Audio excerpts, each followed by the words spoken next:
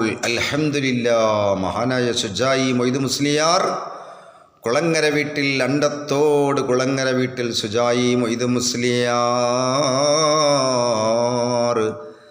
തൻ്റെ സഫലമാലയിൽ 7 നഫ്സുകൾ കുറിക്കുകയാണ്.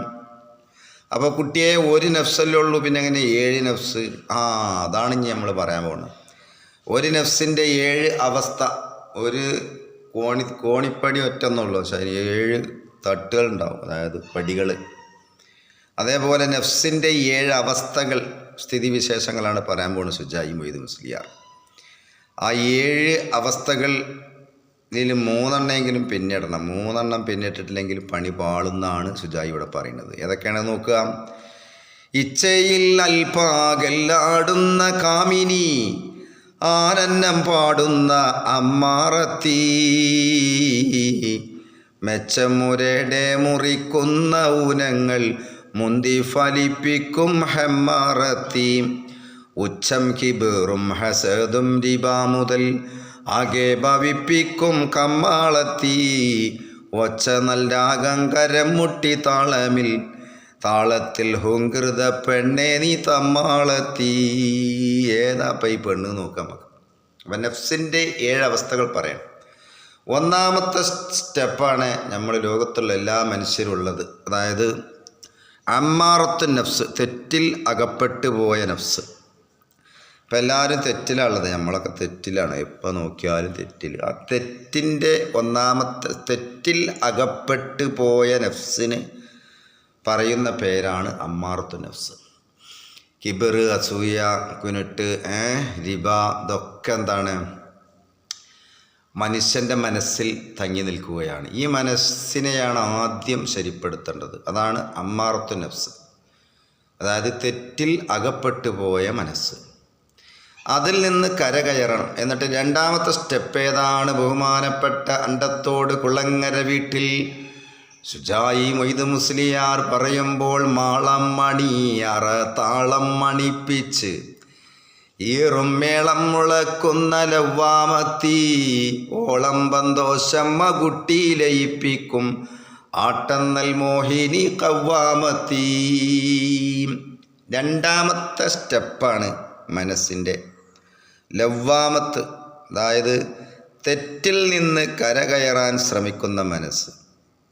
മറ്റേത് അമ്മാറത്ത് പറഞ്ഞത് തെറ്റിൽ അകപ്പെട്ടു പോയ മനസ്സ്.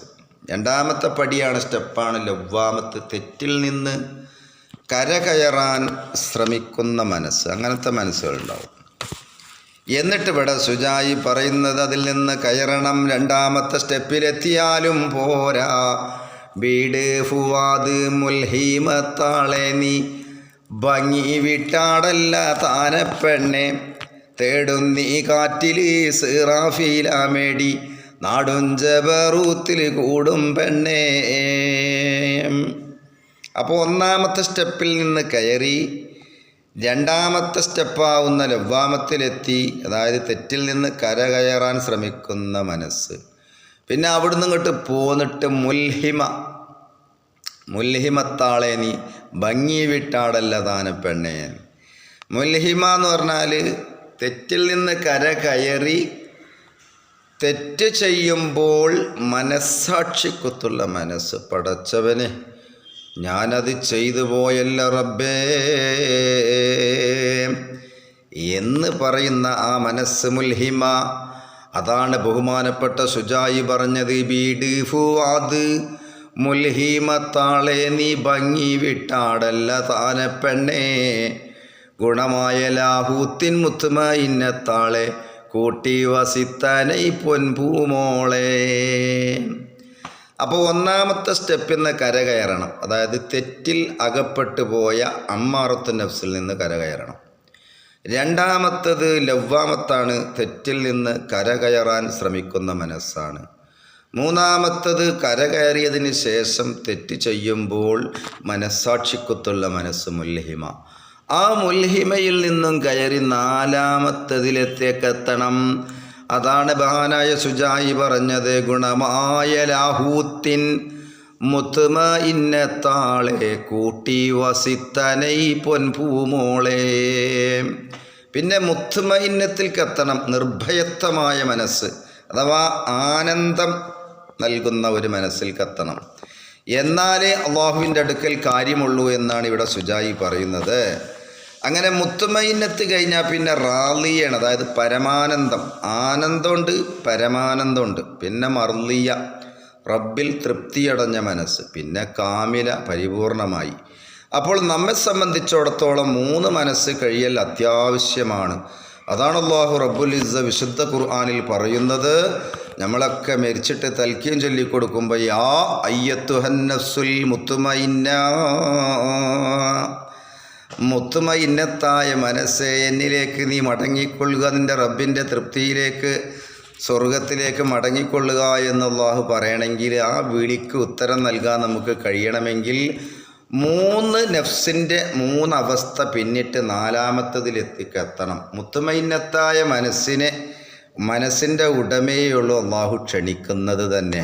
അതാണ് ഇവിടെ പറയുന്നത്. ഗുണമായ ലാഹൂത്തിൻ മുത്മഇന്നത്താളെ കൂട്ടി വസിത്തനെ പൊൻപൂമോളെ മണമുടി റാളിയ മർലിയ പൂവികൾ മാറില്ലണൈ രസം ഏത് നാളെ ദാനമാനെ കാമില രാജസ്ത്രീയാളെ ദാനം ലഭിപ്പിക്കും ദുർറന്നാളെ കനമാനെ ബാഹൂത്തും ഹാഹൂത്തും ജമൂത്തും കൊണ്ടാടും 3 പേർ കന്നിയാളെ.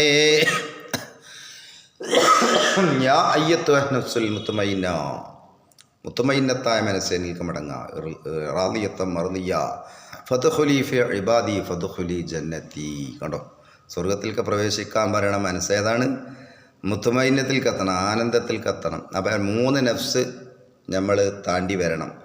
ഒന്ന് ലവ്വാമത്ത് അമ്മാറത്ത് പറഞ്ഞാൽ തെറ്റിൽ അകപ്പെട്ടു പോയ മനസ്സെന്ന് മാറണം. അതിലാണൊപ്പം നമ്മളുള്ളത് നോക്കുക. ഉള്ളതാണെങ്കിൽ പണിയാണ് എന്നാണ് പറയണത്.